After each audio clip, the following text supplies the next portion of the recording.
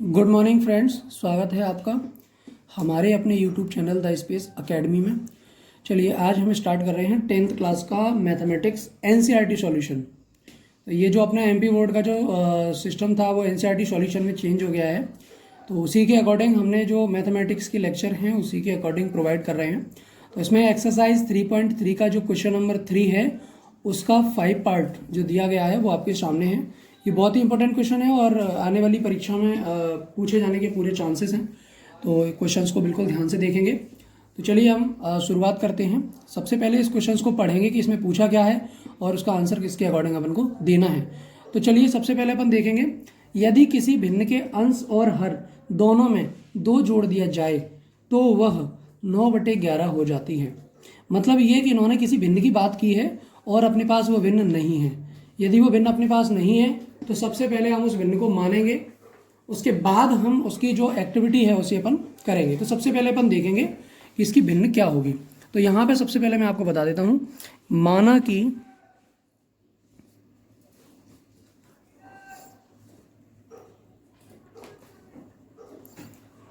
भिन्न का अंश x है, हर y है। सबसे पहले मैंने क्या किया, एक भिन्न मानी जिसका अंश तो लिया x और जो हर लिया वो क्या लिया y। तो दोनों के अंश और हर मिलने से अपन को एक भिन्न प्राप्त हो गई, मतलब x/y। तो ये अपने पास एक भिन्न आ गई। तब अपन यहाँ भिन्न लिखेंगे, भिन्न बराबर x/y। तो ये अपने पास भिन्न आ चुकी है। अब अपन को क्या करना है, प्रश्न के अनुसार क्वेश्चन देखना है कि प्रश्न के अनुसार अपना किस तरीके का उसमें दिया गया है। अब अपन बात कर रहे हैं प्रश्न के अनुसार कि प्रश्न में क्या दिया है। तो देखेंगे यहाँ पर,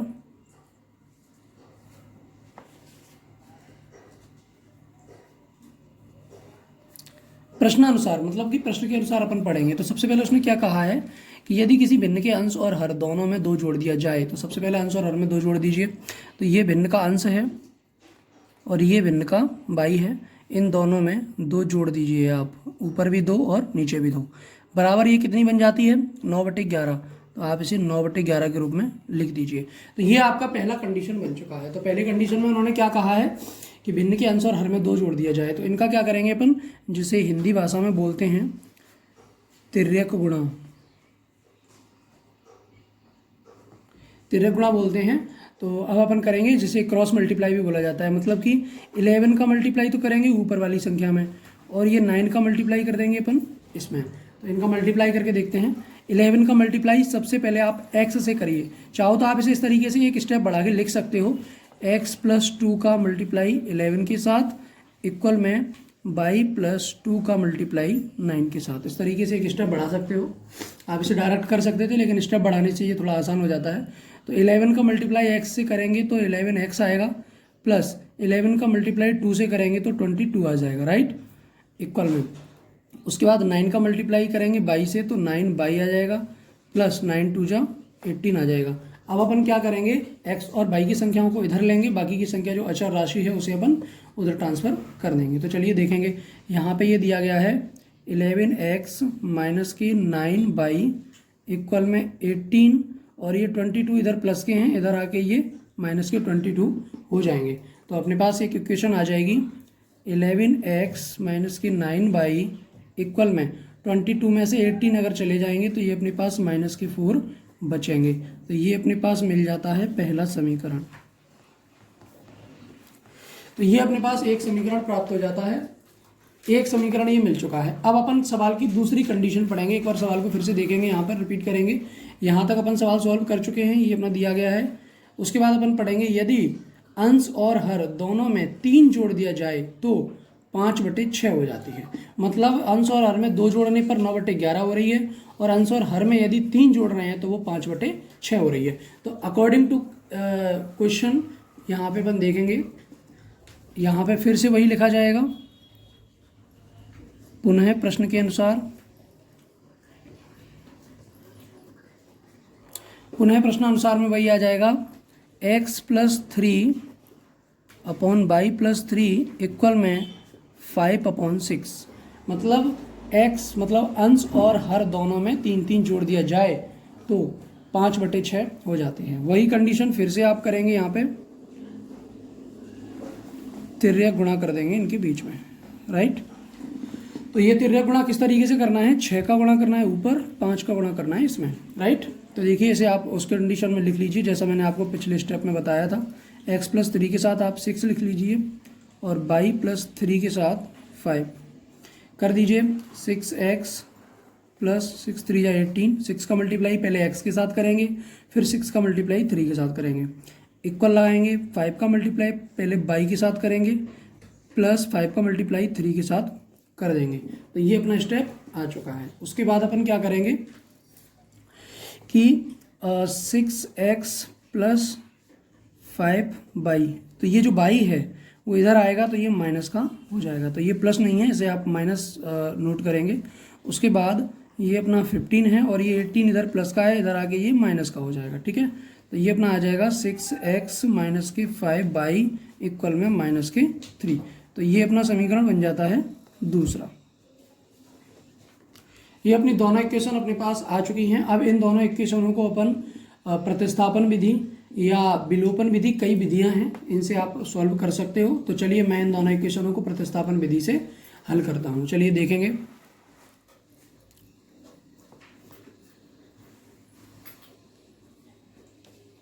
समीकरण 1 व 2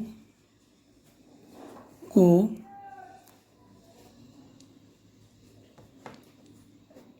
प्रतिस्थापन विधि से हल करने पर, ठीक है, हल करने पर, तो ये अपनी दोनों इक्वेशनों को अपन प्रतिस्थापन विधि से हल करेंगे। तो प्रतिस्थापन विधि में पिछले लेक्चरों में देखा होगा तो उन्हें किस तरीके से किया जाता है ये आपको पता होगा, फिर भी अपन इसे रिपीट करते हैं। सबसे पहले अपन क्या करेंगे, यहाँ पे सॉल्व करेंगे समीकरण 1 से। तो समीकरण 1 से करेंगे तो सबसे पहले समीकरण 1 को आप नोट कर लीजिए। मैं आपको बता देता हूँ समीकरण 1 अपना कहाँ है। ये अपना समीकरण 1 है, पहला वाला, ठीक है। ये समीकरण 1 है। 11x - 9y = -4। आप इस इक्वेशन को यहाँ नोट कर लीजिए क्योंकि इससे अपन सवाल सॉल्व कर रहे हैं। तो ये आ जाएगा अपना 11x - 9y = -4। ये अपना इक्वेशन फर्स्ट है जिससे अपन सवाल को सॉल्व कर रहे हैं। तो अपन इसमें क्या करेंगे कि y की वैल्यू निकाल लीजिए, चाहे आप x की निकाल लो चाहे y की। मैं यहाँ y की वैल्यू निकाल लेता हूँ। तो -9y = -4। 11x यहाँ प्लस का है, इधर आके ये माइनस का हो जाएगा 11x, राइट। अब अपन क्या करेंगे, 9y = माइनस कॉमन ले लेंगे इसमें से, तो ये हो जाएगा 4 + 11x, माइनस से माइनस कट जाएगा। अब अपना यहाँ आ जाएगा y = 4 + 11x / 9। तो ये अपना आ जाएगा y की वैल्यू, जिसे अपन तीसरा समीकरण भी कहते हैं। तो ये अपनी y की वैल्यू आ गई जिसे अपन तीसरे समीकरण के नाम से भी जानते हैं, ठीक है। इसके आगे के स्टेप को सॉल्व करेंगे। चलिए अब अपन आगे देख रहे हैं। समीकरण 3 अपना प्राप्त हो चुका है। अब समीकरण 3 का जो वैल्यू आई है वो अपनी y की आई है। तो यहाँ पे आप लिखेंगे एक स्टेप, समीकरण 3 से y का मान, सवाल अपन समीकरण 1 से कर रहे थे तो अपन इसमें 2 में रखेंगे y का मान समीकरण 2 में रखने पर। तो समीकरण 2 आप नोट कर लीजिए। समीकरण 2 आप वीडियो को पीछे करके देख सकते हैं, उसमें आपको समीकरण 2 दिख जाएगा। मैं आपको यहाँ डायरेक्ट नोट करके बता देता हूँ। तो समीकरण जो सेकंड है वो अपना ये है, 6x - 5y = -3। तो ये अपना समीकरण सेकंड है जिसमें अपन y की वैल्यू पुट करेंगे। तो y की वैल्यू अपने पास है, पीछे आप रिवर्स करके देख सकते हैं। तो y की वैल्यू अपन y की जगह पुट करेंगे तो 6x - 5। अब y की जगह अपन y की वैल्यू पुट कर रहे हैं तो यहाँ आ जाएगा अपना 4 + 11x / 9। ब्रैकेट बंद कर दीजिए और माइनस का 3 आ जाएगा। अब आप 5 का अंदर मल्टीप्लाई कर लीजिए।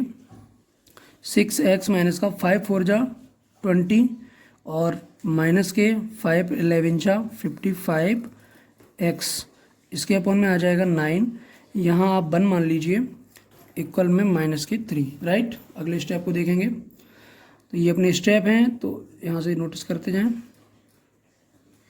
नेक्स्ट स्टेप है अपना, यहाँ पे आप एलसीएम लीजिए, तो एलसीएम आएगा इसका 9। तो 1 का 9 में डिवाइड देंगे तो 9 टाइम जाएगा, तो 9 का ऊपर मल्टीप्लाई कर दीजिए, 54x आ जाएगा। 9 6 जाओ 54 x माइनस के ये इसमें जाएगा तो 1 टाइम जाएगा, ये सेम आ जाएगा 20 माइनस 55x, राइट, इक्वल में माइनस के 3 अपॉन में 1। इसका भी वही तिर्यक गुणा आप कर सकते हैं। तिर्यक गुणा आपको कैसे करना है कि ये 1 का मल्टीप्लाई ऊपर करना है, 3 का मल्टीप्लाई नीचे इसमें करना है। तो आप इसे कर दीजिए, कैसे करना है, 54x माइनस के 20 माइनस के 55x इक्वल में 9 3 जा 27, तो ये आ जाएगा अपना माइनस का। उसके बाद अपन देख रहे हैं, तो ये अपना स्टेप आ जाएगा। तो अपना यहाँ पे ये जो 20 है उसे आप वहाँ सब्ट्रैक्ट कर दीजिए नेक्स्ट स्टेप में। तो 54x चले जाएंगे ये 55x में से, तो माइनस का x बचेगा इक्वल में माइनस के 27, और इधर आके ये प्लस के 20 हो जाएंगे, ठीक है। अब अपन क्या है नेक्स्ट स्टेप में करेंगे, तो माइनस का x इक्वल माइनस का 7 बचेगा, माइनस से माइनस चला जाएगा, तो x इक्वल में अपने पास 7 आ जाएगा। तो अपने पास x की वैल्यू आ चुकी है, ठीक है। अब अपन क्या करेंगे, इसको आगे की तरफ देखेंगे। अब इस x की वैल्यू को आप समीकरण 3 में रख दीजिए। x का मान समीकरण 3 में रखने पर, चलिए तो समीकरण जो 3 है उसे आप उतार लीजिए। समीकरण 3 अपना कितना था, ये देखिए, y बराबर 4 + 11x अपॉन 9। ये अपना समीकरण 3 है जिसमें आपको x की वैल्यू पुट करनी है, तो y की वैल्यू मिल जाएगी।